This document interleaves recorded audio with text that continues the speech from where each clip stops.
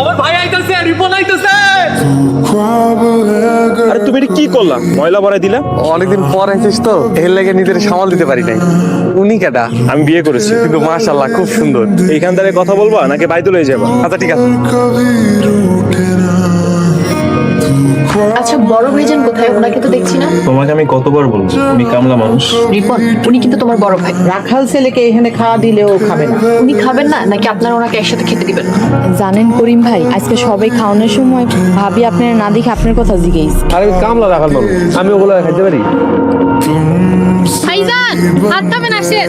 আম্মাই রিপনেরা শুনলে কিন্তু তোমার খুব গাইল দিব। ভাইজানের জন্য যদি ছোট বোন একটু বকাও শুনে তাতে কিছু যায় আসে না। আমি কিন্তু খুব রাগ হইতাছে। আর আপনি না খেলে আমি কিন্তু খুব রাগ হবো। বসেন। গরুর গোস্ত? বোন, তুমি গরুর গোস্ত পাইছো কই? গত কুরবানিতে গরুর গোস্ত খাইছিলাম, অনেক খাইতে মন চাইছিল, খাইতে পারি নাই। আজ তুমি আমারে খাওয়াইছো।